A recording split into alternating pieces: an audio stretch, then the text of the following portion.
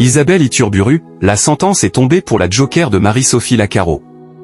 Isabelle Iturburu a terminé une nouvelle semaine aux commandes du journal de 13h de TF1 ce vendredi 1er août 2025. La joker de Marie-Sophie Lacaro a-t-elle poursuivi sa dynamique du côté des audiences? La hausse de la TVA sur les abonnements d'électricité a été évoquée dans l'édition de ce vendredi 1er août du journal de 13h sur l'antenne de TF1, juste après la nouvelle édition de l'émission Les 12 coups de midi. Les vacances avec les passés croisés en prévision ont donc été en ouverture de ce journal animé par Isabelle Iturburu.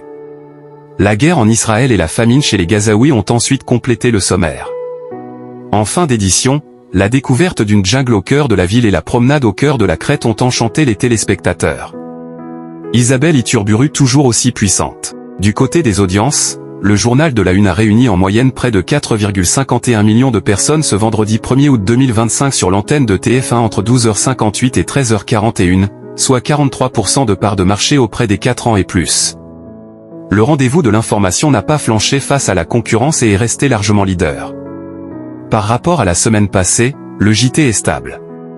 Le journal de la 2, son principal adversaire, n'a pas réussi à réduire l'écart. Le journal de Jamel Mazy, juste après une nouvelle rediffusion de Tout le monde veut prendre sa place, a fédéré en frontal près de 2,09 millions de personnes sur la chaîne publique, soit 19,9% de part de marché auprès des 4 ans et plus. Le journal est en progression sur une semaine. Isabelle Iturburu en baisse sur une semaine. Cette audience referme bien le journal de la Une. Isabelle Iturburu a donc été en forme et a connu des pics à près de 4,77 millions de téléspectateurs et 45% de part de marché auprès des 4 ans et plus. Cela a-t-il été suffisant pour rester sur la même dynamique par rapport à la semaine passée? Du lundi 28 juillet au vendredi 1er août 2025, le journal de la Une a réuni 4,46 millions de personnes en moyenne tout au long de son journal, soit 42,7% de part de marché auprès des 4 ans et plus.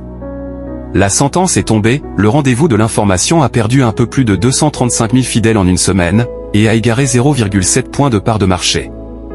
Mais cela reste au-dessus de la moyenne de la saison établie par Marie-Sophie Lacaro, qui a réuni 42,3% de part d'audience. Isabelle Iturburu retrouve le fauteuil du 13h de TF1 ce lundi 4 août 2025 dès 12h58.